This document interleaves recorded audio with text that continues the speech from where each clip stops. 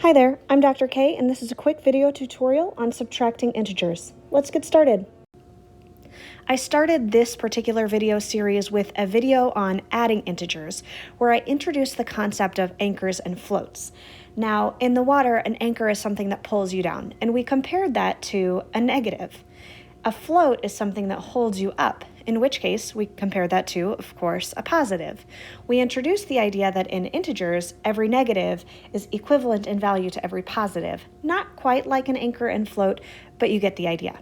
Now, if you haven't yet seen that video, I would suggest going back and checking that out because we dive into the idea of anchors and floats and modeling with integers in a way that we're going to continue in this video. If you haven't yet seen it, I previously posted a video to my channel that introduces the idea, the analogy of negatives and positives as anchors and floats. For the purposes of this video, I'm going to continue with that analogy. A negative is an anchor, a positive is a float, and when you've got one anchor pulling you down and one float pulling you back up, we previously identified that as a zero pair.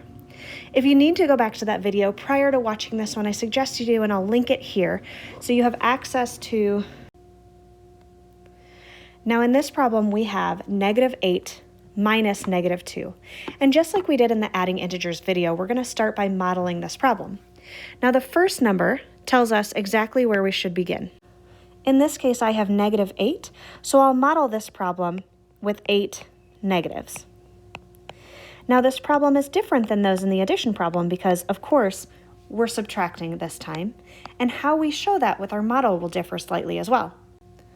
Once we have our -8 modeled, the problem says to subtract 2 negatives. In this case, we model that by quite literally getting rid of 2 negatives. The negatives that are left represent our solution. So in this case, I got rid of 2 anchors, I got rid of 2 negatives, and I'm left with 6 negatives, which means my answer is -6. Let's try another one. Here I have -7 minus -3. Just like before, I'll start by modeling my -7. That first number tells you exactly where you should start, and then the second number tells you how to move from there. In this case, I start with -7, and it tells me to take away 3 negatives. If I get rid of 3 negatives, I end up with 4 negatives, which means my answer is -4. Now, what's interesting about this is when I'm subtracting a negative, the value changes in a way that might be unexpected. Let's take a look at a number line. On most number lines, I typically will put 0 in the middle, and then I started with -7. What I resulted with was -4. What's strange about this is we were subtracting a value, but we ended up with a higher value than where we started. So why is that? Now in a normal number line, you're moving to the left-hand side. If I started with -7, traditionally I would subtract and go left. When you're taking away negatives, you're actually going the opposite way. You're going to the right-hand side. It's almost as if you're adding. To go with the anchor and float analogy, if I had 7 anchors and I took 3 of them off, my load would be so much lighter that my height would increase in the water. Once we have a general understanding of how subtracting a negative would actually increase our value, we can start to look at these problems another way. And that way is to use what we call the additive inverse. Now, the additive inverse of a number is exactly the opposite of said number. Now, in this case, I have -4 minus -7. One way I could rewrite this is to, instead of subtracting, take my -4, that's not going to change. I'm actually going to add the additive inverse of -7. In this case, the additive inverse of -7, or the opposite of -7, is +7.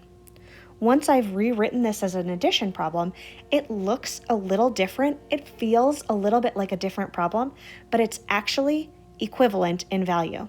Now I can solve -4 plus 7, and I know that that is 3. Let's do another. Here I have 9 minus -3. Again, I can rewrite this. +9 stays the same. The first number always stays the same.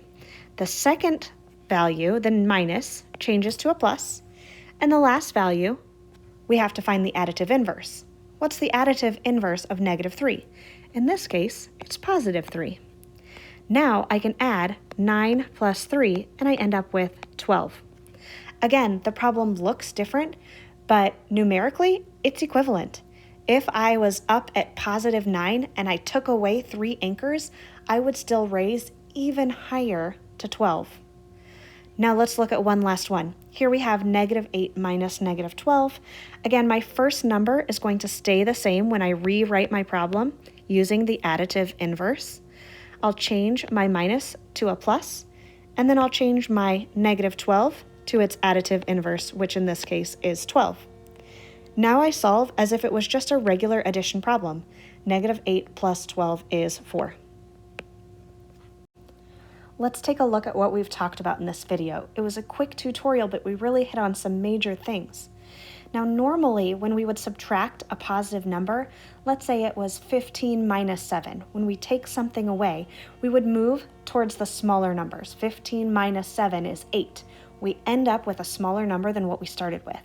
However, when we remove negatives, kind of like when you remove anchors, your value actually gets larger. We also talked in this video about a new vocabulary word called the additive inverse. When we have a subtraction problem with integers, we can change it to an addition problem as long as we use the additive inverse.